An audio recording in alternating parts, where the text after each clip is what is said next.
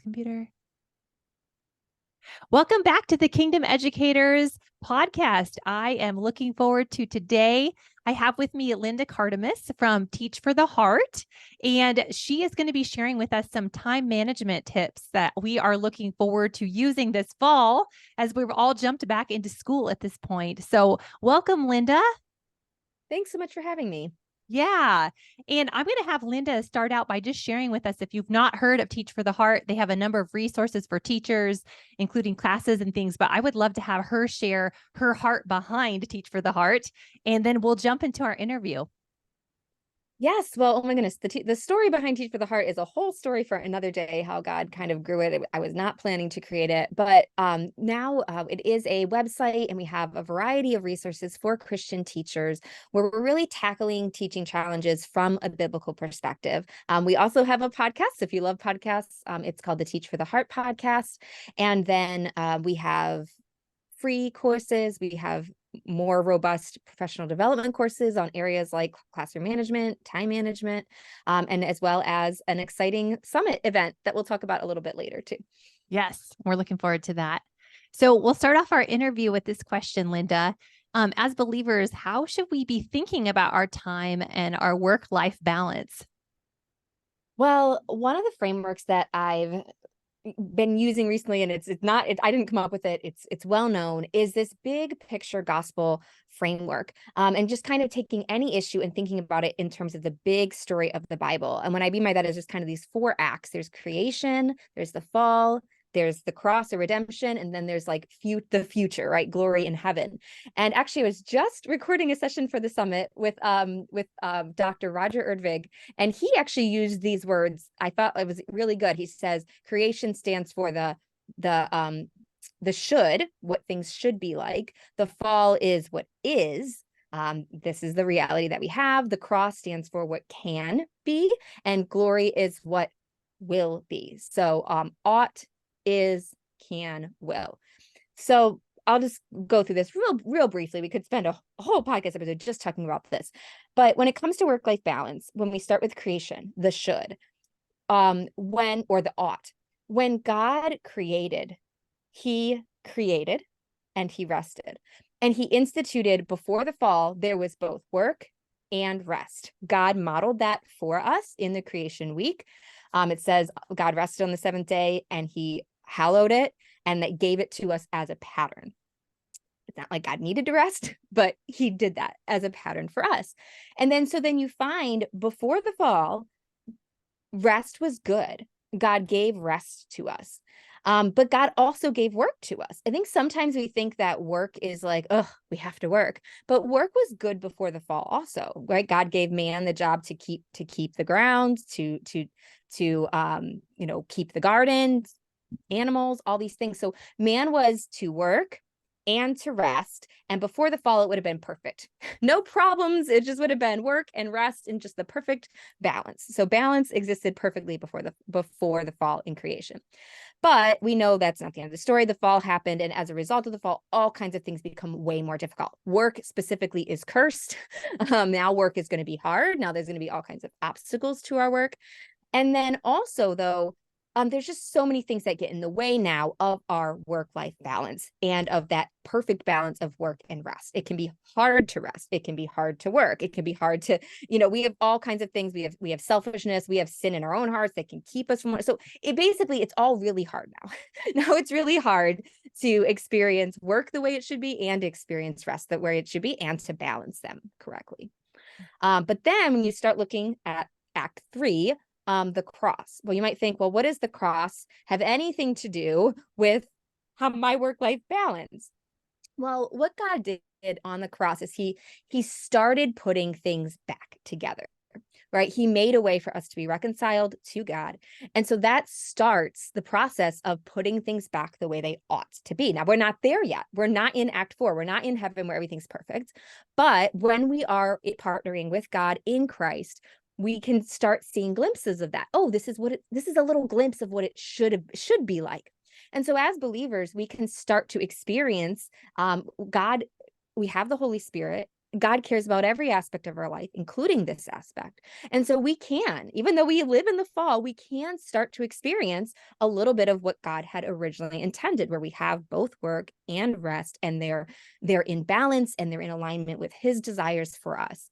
And then, of course, it is helpful to imagine one day when everything is perfect, what will that be like? And we don't know exactly what it will be like, but I wonder if work was good before the fall. I'm kind of curious. Maybe we'll still have work in heaven too. I mean, I imagine there'll be all kinds of creative things we'll be doing, and who knows? We don't know that exactly, but whatever it is, it will be perfectly balanced. There'll be the right amount of work, right amount of rest. And that's where we'll be one day. So that's kind of, I don't know, I think that's helpful just to zoom out. That might not sound like we're going to get into the more of the practicals, but just backing out and just kind of seeing where are we in this picture, I think is helpful. Hopefully it's helpful for you guys too. Okay. Okay. So, for a teacher who's overwhelmed with the to-do list, the work being hard, where would you suggest that they start, or what do they need to do first to have a better time management and work-life balance? Okay. Well, we started really with kind of the thinking about it biblically, right? And I will Yes. say, before I get into the first practical thing, I would say it might be helpful to actually spend a little bit of time in prayer about this area with God. We don't always think to pray about it, Yes. to actually invite God into this. So do not neglect that. But then the first thing after that, or the first like getting down to the practicalities, I think it's really, really important to recognize that we can't do everything. And I think if I would ask you, do you think you can do everything? You would say, I know I can't.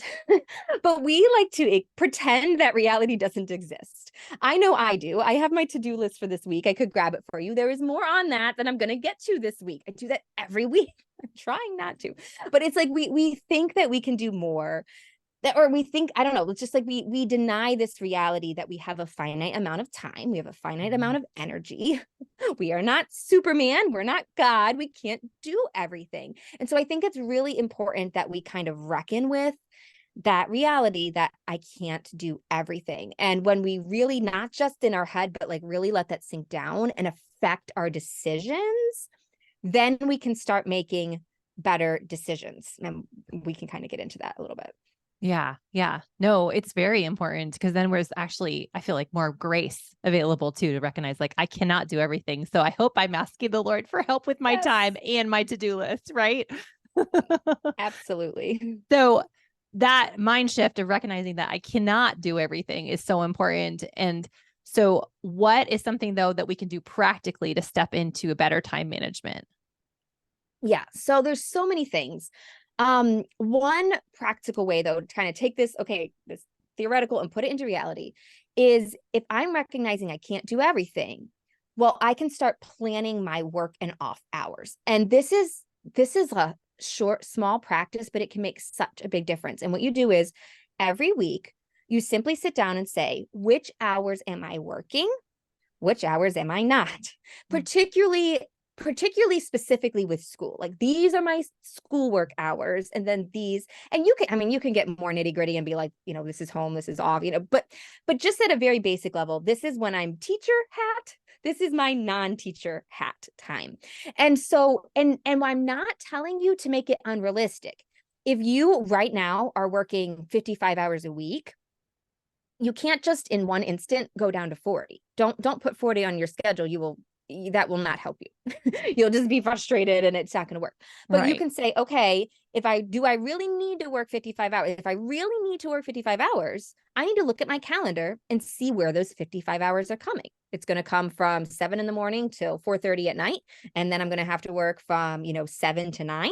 And just really just put it on there. And I think as you do that, you might discover, man, I might not need as much time as but basically what you're doing is you're predetermining ahead of time where you are going to work and where you're going to step away. And if you have a family, or anyone that that's in your life, communicating that with them is really helpful so that they know what to expect. Okay, she's got to work 2 hours to this evening. We are all agreed on that. That's what's happening. But at 9, I'm going to expect her to be done, and we can relax a little bit. So having that can make such a big difference to you, because otherwise it can really help with that guilt. Have you ever experienced where you feel guilty when you're working because you're like, I should be with my family. And then you're like, okay, I'm trying to put it away. And you're like, now I feel guilty that I'm not grading the test I'm supposed to grade. And so this is where you're sitting down and you just kind of decide ahead of time where the time is going to go. And it kind of forces you to get what you need to get to help, forces you to focus. Like I can't stay up till 11 o'clock doing this. I said I'm going to be done at 9:30. I got to focus. I got to get it done. And then it just helps you kind of have those boundaries and fit it in. And you can just adjust it from week to week. So it's not like you set this up. If it's not working, you add more time, you add less based on whatever you need to do that week. But I found that really helpful, and a lot of teachers have. Yeah. Yeah. And I would think that the protection, the boundary is going to keep your relationships in a good place too. So you don't have, especially like an angry marriage partner, or your kids are like, where did mom or dad go? Right. They live doing school, and it's so good to have balance. Yeah. So you have a system that you teach that helps teachers pare down their to-do list. Can you explain that? Yes. And I actually, full disclosure, I didn't completely come with this system either. It's actually from, I'm looking at the book right there. Mike Michalowicz's book, Clockwork, which is a book for businesses to help them with their systems. But I loved it. And I said, we got to adapt this and we got to teach this to teachers because it's so helpful. So in it, there are 4 T's. They're called trim, trash, transfer, and treasure. And the idea is this: you sit down and write down everything that's on your to-do list, whether it's just like one-offs, like I gotta do this tomorrow, but particularly stuff that you're like, I do every day. And maybe I don't even think about it, but I do it. I just do it, right? So all the things that we're doing all the time, as well as just projects that we have. And then you go through it. And once again, this goes back to realizing you have to look and say, can I actually do all this stuff? And a lot of times when we're looking at it, we're like, I try to do all this stuff, but I'm not actually doing it all. I'm certainly not doing all of it well, you know? So what's happening is I'm dropping balls. I'm just not picking which ones. It's just whatever one happens to not get done. So recognizing that and saying, okay, I'm going to be intentional. I'm going to choose which things on here I don't do. And that's where the 4 T's come in. So I'll start with the last one, and that's treasure. It's great to start by saying, which of these tasks really matter? Yeah. Which are the ones that really make an impact, whether it's at home or at school, that I don't want to miss, that I really want to make time. And sometimes when we do that, we realize the things that I care about the most, I'm actually not spending time. They're the things that I like skip when I'm busy, you know? So identifying what are the things I really treasure and kind of being like, I'm going to make sure I prioritize those first.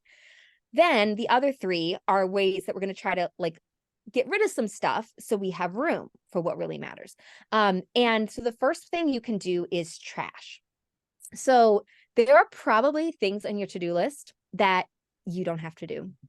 Like honestly, almost every single person, there's something on there that we're holding on to that we think we have to do, and we really don't. It's like, it's just an expectation that I've always done this, or so-and-so told me I had to do it, but they don't actually have authority to tell me I need to. I don't know. There's all kinds of reasons, but there's often something, even if it's something small in there, that it's like, I literally could stop doing this and nothing would change.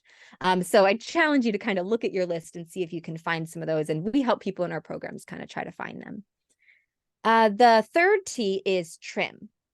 So trashing is scary. I will say you can do it as an experiment. If you're not sure if you can trash something, say, I'm going to not do it for 2 weeks and see what happens. That can kind of be a little easier to try.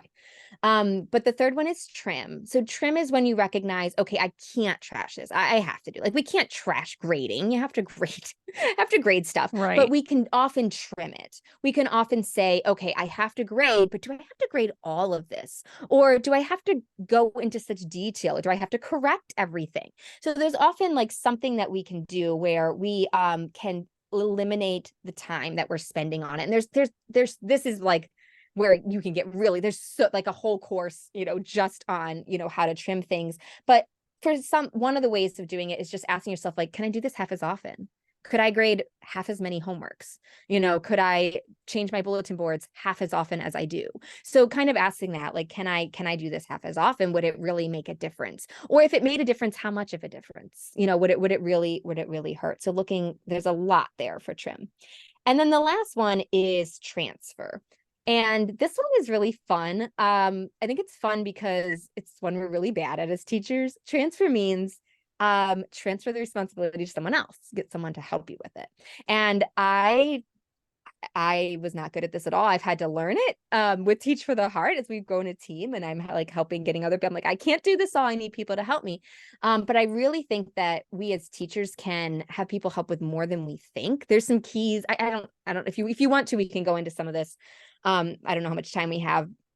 We teach probably them have in a our few more program. minutes. And I Okay. did listen to your podcast on Teach for the Heart about the same topic. And he did have some good examples of like how we choose what we can delegate. And those would probably be awesome tips. Yeah. Okay. So in transferring, I would say, or delegating is another word for that. Yeah. The key is picking things that are repeated. So in other words, if it's just something you do one-off, you can do one-off tasks if it's super easy, but you're probably already doing that. But what we often don't think is we're like, oh, it's too complicated. Like only I know how to do this. And if you think about it, you're like, really, like just could literally no one do it? No, it's just that you're like, by the time I explain it to you, it takes I can just do it faster. But where you gain time back is if you can identify someone that can help you repeatedly, whether it's a teacher's aide, a parent, a paraprofessional, like, okay, they can do this for me every week. Then you can say, okay, I'm going to write out my system. I'm going to make a system. And actually we recommend just videotaping yourself doing the task. Captures the system pretty well. And I'm going to invest a little bit of time into teaching this to the person. I'm going to teach them how to do this. I'm going to teach them how I make my decisions. And we also teach a system for like how to clarify with them, like how much decisions you want them to make versus how much you want them to ask you questions. But anyhow, you invest some time teaching them. It does take a little longer the first week or two, but then they can do it the rest of the year. So that's where it's worth it. And so it's, if you've never done that before, I challenge you to try it. Yes, it saves so much time. And I love, Linda, how you say like the first couple of weeks is going to take longer, because I know for me, I've delegated things where I'm like, well, they're not the best at cutting out blah, blah, blah. That seemed so easy to me. And then I'm like, oh, maybe they'd be better at copying. And so finding what people are good at is always helpful too. That's so good. Yes, that's So true. Right. yeah. You mentioned that you have a number of courses that help with time management. You mentioned a little bit about organization too. So, where can people find out more about the courses and things that you offer? Well, we do have, I have mentioned, we do have a course called Reclaim Your Time. And you can find that on our website at teach4theheart.com and just go to courses at the top. You can find that there. But we also, if you kind of want to dive into this topic deeper, I'm also going to be talking in more depth about this topic at our upcoming Rise Up Summit, which is our free online conference for Christian educators to help you shine for Christ in the midst of a confused and uncertain world.